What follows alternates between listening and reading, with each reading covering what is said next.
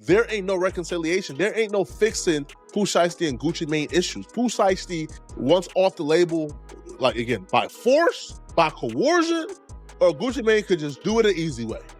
But Gucci is thinking he could reconcile. Pooh Shiesty is at a point where he can't reconcile, according to her narrative. Pooh Shiesty is in serious danger after rumors started circulating that Gucci Mane allegedly sent his top hitters to recover stolen property by any means necessary. What was supposed to be a celebratory homecoming quickly spiraled into one of the messiest fallouts hip-hop has seen in years. Now the streets are saying Gucci isn't playing about his respect anymore, and this situation has gone far past music. Let's break down how everything went left and why people are saying this isn't the same Gucci Mane the culture once knew. Pooh Shiesty, born Latrell Donnell Williams Jr., is a Memphis rapper who rose to fame with his breakout hit Back in Blood, featuring Lil Durk. Coming up in South Memphis, he was raised in an environment where survival was the priority and loyalty meant everything. In those streets, respect isn't handed out. It's earned, and losing it can cost you your life. His upbringing shaped not only who he became,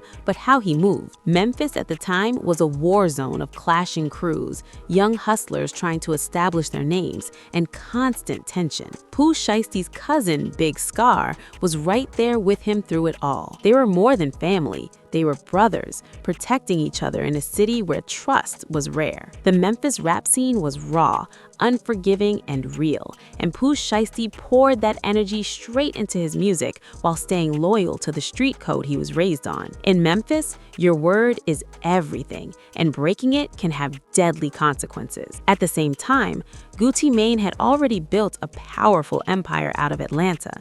Through his 1017 label, he earned respect for discovering street talent and turning them into stars.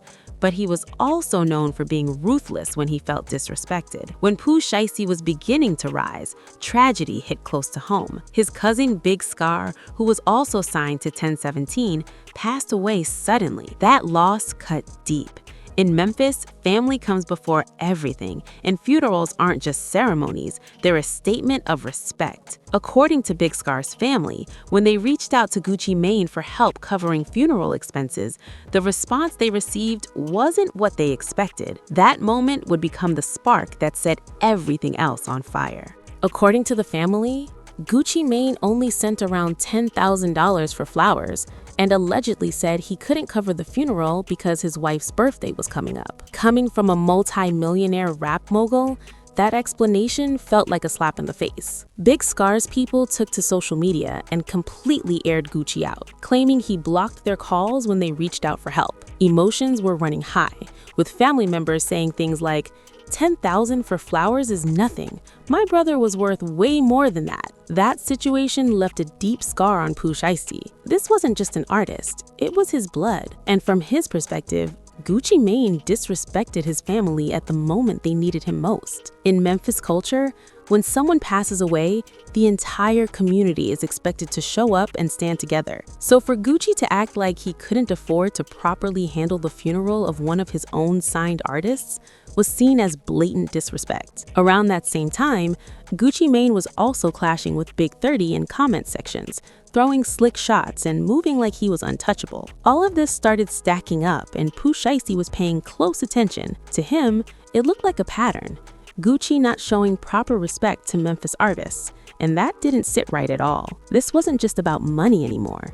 It was about principle. When you sign artists, you're not just signing contracts, you're taking on family. And from Pooh Shiesty's point of view, Gucci was treating Memphis talent as disposable. That kind of energy never goes unanswered in the streets. Now, despite all the tension surrounding Big Scar's passing, when Pooh Shiesty finally came home from his legal situation, Gucci Mane was one of the first people to publicly welcome him back. On the surface, everything looked solid. Gucci posted about his return, and fans assumed 1017 was about to drop more heat. But behind the scenes, Pooh Shiesty wasn't feeling the same way anymore. The Big Scar situation permanently changed how he viewed his relationship with Gucci and the label. While locked up, Pooh Shiesty had plenty of time to reflect. And when he came home, his mindset was different. He realized he was already a millionaire with his own motion, his own fan base, and his own connections. The real question became, what could Gucci Mane actually do for him that he couldn't already do himself? That's when Pooh Shiesty started looking at the business differently. Instead of splitting percentages with a label he felt didn't respect him or his family, he began thinking about taking full control of his career. He had proven he could make hits. The streets were behind him heavy. He didn't need anyone holding his hand anymore. So when Gucci reached out about re-signing or future projects, Pooh Shiesty didn't jump at the opportunity like before. He was moving smarter, more calculated, and Gucci could feel that shift immediately. The streets were already saying Pooh had outgrown 1017. Other labels were circling with better offers and more respect, especially Yo Gotti's CMG, which made sense since they shared Memphis roots and a deeper understanding of the culture. On top of that, Pooh was hearing rumors that Gucci had been speaking slip about Memphis artists, acting like they should be grateful just to be signed. That kind of arrogance doesn't sit well with someone who came from the trenches and earned everything he has the hard way. Within just a few months, Pooh Shiesty went from being one of 1017's most loyal artists to seriously questioning everything about his relationship with the label. He had reached a point in his career where he could make his own decisions, and that level of independence quietly threatened Gucci Mane's control over the situation. Pooh Shiesty no longer needed a cosign, and that shift changed the entire dynamic. But just as he was enjoying that freedom and mapping out his next moves, tensions finally came to a head. In a moment nobody expected, Pooh Shiesty and Gucci Mane crossed paths in the studio to discuss business. What was supposed to be a straightforward conversation about their future working relationship quickly turned personal and explosive. According to people close to the situation, Gucci Mane was pushing hard for Pooh Shiesty to stay with 1017, likely offering better terms, more money, and a bigger role.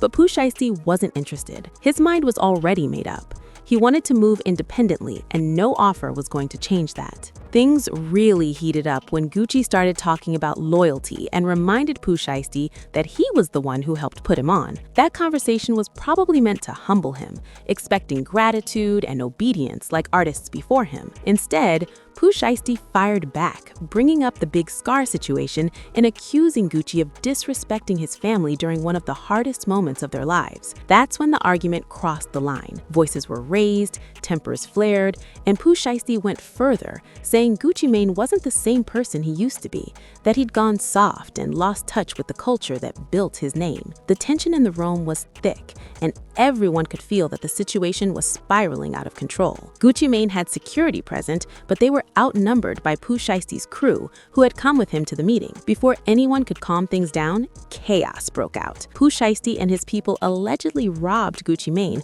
right there in the studio, taking his wedding ring and his high-end watch while security stood powerless. And this wasn't just about jewelry. Taking a man's wedding ring is deeply personal. It's not about money, it's about disrespect, dominance, and sending a message.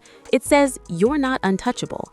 It strips someone of status in the most public way possible. The entire situation happened fast. In a confined space, outnumbered and caught off guard, there wasn't much Gucci Mane's security could do except make sure nobody lost their life. Pooh Shiesty never fully denied the incident. His stance was simple. Gucci had it coming. From his perspective, the disrespect started with Big Scar, and this was just settling the score in a language he believed Gucci understood. Beyond the robbery itself, the real damage was the humiliation. Being violated by your own artist in front of witnesses is something the streets never forget. Word spread instantly, lighting up social media and the hip-hop community. And that's when the narrative really shifted. Fans started saying this wasn't the Gucci they remembered. The old Gucci would have responded immediately, no hesitation, no delays. But this version of Gucci, the married, reformed, business-focused mogul, moved differently. Instead of instant retaliation, he stayed calculated and quiet, which led many in the streets to question whether he'd gone soft or simply grown wiser. Either way, the streets were talking heavy. And one thing was clear, the old rules no longer applied, and the fallout from this moment was far from over. People were saying the old Gucci Mane would have had shooters posted at Pooh Shiesty's door that very same night, ready to handle business the traditional way. But according to sources close to the situation, Gucci was thinking differently. Word began circulating online that he had already sent instructions to his top people, but this time he wanted it handled smart, quiet, and clean. Those close to Gucci's camp said he wasn't even as angry about the jewelry as he was about the disrespect. Being robbed in your own studio in front of your own people is the ultimate violation, and the wedding ring crossed an even deeper line. That wasn't just jewelry, that was his wife, his family, and his personal life being dragged into street business. Once family gets involved, there's no undoing it. Gucci Mane reportedly told people that Pooh Shiesty had made the situation personal, and once it reached that level, it couldn't just be brushed off. Social media exploded, with fans split down the middle. Some defended Pooh Shiesty, saying he was standing up for his family. Others warned he had made a massive mistake by robbing someone with Gucci Mane's influence, reach, and resources. How Gucci responded became a test of his reputation. Even though he's evolved into a businessman and family man, the streets still expect certain lines to be enforced. The missing ring and watch weren't about money, they were about respect, status, and whether Gucci Mane could still not be played with. Letting something like that slide would send a dangerous message that he could be touched. What made the situation even more complicated was that Pooh Shiesty did have real grievances. The way Big Scar's funeral was handled genuinely hurt his family, and from their perspective, this was retaliation for that disrespect. But street code doesn't work like that. You don't rob your former boss in his own studio and expect there to be no consequences. That line, once crossed, can't be uncrossed. The real tragedy is that none of this had to happen. With better communication and more respect early on, this entire situation could have been avoided. If the Big Scar situation had been handled differently, the tension may never have reached this point. Now, nobody really knows how this ends. It could play out in courts, in the streets, or through a sit-down behind closed doors. But one thing is clear, this incident permanently changed the relationship between Gucci Mane and Pooh Shiesty. Industry figures have reportedly tried to mediate, knowing both men have too much to lose if this spirals further. But when ego, respect, and family are involved, finding middle ground becomes nearly impossible. The streets are watching closely. Whatever happens next will shape how both Gucci Mane and Pooh Shiesty are remembered in hip-hop history. Will Gucci respond with old-school energy, or will he handle it strictly through business and legal channels? At the end of the day, both men have families, legacies, and futures at stake. Hopefully, cooler heads prevail. But history has shown that when respect is challenged in hip-hop, anything can happen. Even in 2026, the streets still have rules, and ignoring them can lead to consequences that affect everyone involved.